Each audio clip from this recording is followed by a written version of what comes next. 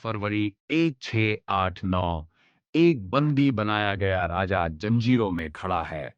हजारों दुश्मन सैनिकों से घिरा हुआ, यातनाएं दी गईं, अपमानित किया गया, समर्पण के बदले जीवन की पेशकश की गई, लेकिन उसने इनकार कर दिया। उसने धर्म परिवर्तन के बजाय मृत्यु को चुना, भय के बजाय सम्मान को चुना। यह सिर्फ एक राजा की कहानी नहीं है, यह कहानी है छत्रपति संभाजी महाराज की, वह योद्धा जिसे इतिहास ने गलत समझा। संभाजी महाराज कौन थे? छत्रपति संभाजी महाराज छत्रपति शिवाजी महाराज के ज्येष्ठ पुत्र थे, जो मराठा साम्राज्य के संस्थापक थे। 1657 में पुरंदर किले में जन्मे संभाजी बचपन से ही युद्ध के माहौल में पले बढ़े। सिर्फ 9 वर्ष की आयु में उन्हें औरंगजेब के दरबार में राजनीतिक बंधक के रूप में भेज दिया गया। बचपन से ही उन्होंने राजनीति, विश्वासघात और सत्ता की सच्चाई देखी। वह केवल एक योद्धा नहीं थे, वह अत्यंत शिक्षित भी थे। उन्हें संस्कृत, फारसी और कई क्षेत्रीय भाषाओं का ज्ञान था। उन्होंने संस्कृत में बुद्धभूषणम नामक ग्रंथ भी लिखा। शिवाजी महाराज के निधन के बाद 1680 में छत्रपति शिवाजी महाराज का निधन हुआ, तो मराठा साम्राज्य में आंतरिक संघर्ष शुरू हो गया। कई मंत्रियों ने उनके छोटे पुत्र राजाराम को गद्दी पर बैठाने की कोशिश की, लेकिन संभाजी महाराज ने स्वयं को साबित किया। उन्होंने सत्ता संभाली, वे मराठा साम्राज्य के दूसरे छत्रपति बने और यहीं से भारतीय इतिहास का एक कठिन दौर शुरू हुआ। औरंगजेब के खिलाफ युद्ध।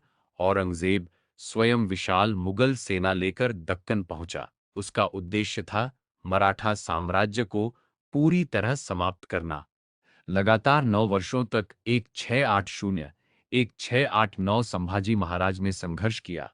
मुगल साम्राज्य के खिलाफ, जंजीरा के सिद्दियों के खिलाफ, पुर्तगालियों के खिलाफ, आंतरिक विद्रोहियों के खिलाफ।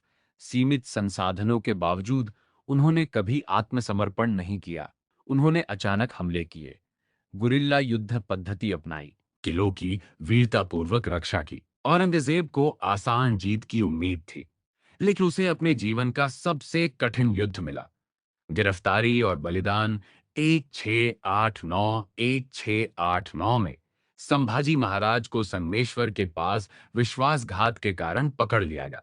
उन्हें औरंगजेब के सामने पेश किया गया। मुगल सम्राट ने उन्हें विकल्प दिया, इस्लाम स्वीकार करो और जीवित रहो, या इनकार करो और मृत्यु स्वीकार करो। संभाजी महाराज ने इनकार कर दिया। 40 दिनों तक उन्हें अमानवीय यातनाएं दी गईं, फिर भी वे न झुके, न गिड़गिड़ाए, न धर्म परिवर्तन किया।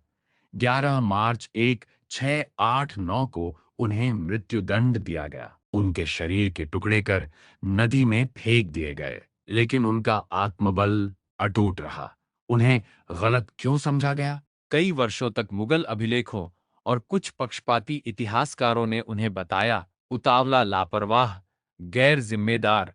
लेकिन आधुनिक शोध एक अलग सच्चाई दिखाता है। उन्होंने लगभग एक दशक तक दुनिया के सबसे शक्तिशाली साम्राज्य से युद्ध किया। उन्होंने स्वराज्य की रक्षा की। उन्होंने मराठा प्रतिरोध को प्रेरित किया। उनकी मृत्यु के बाद मराठा साम्राज्य समाप्त नहीं हुआ, बल्कि और अधिक शक्तिशाली बनकर उभरा। आखिरकार दक्कन के लंबे युद्ध ने मुगल साम्राज्य को कमजोर कर दिया। उनकी विरासत, यदि संभाजी महाराज ने संघर्ष न किया होता तो मराठा साम्राज्य शायद बच नहीं पाता। बाद के शासकों जैसे राजाराम बस और शाहू दैश ने संघर्ष जारी रखा और 18वीं शताब्दी में मराठा भारत की सबसे शक्तिशाली ताकतों में से एक बन गए। संभाजी महाराज कमजोर नहीं थे, वे निडर थे। वे लापरवाह नहीं थे, वे अडिग थे। उन्होंने जीवन से बढ़कर धर्म को चुना।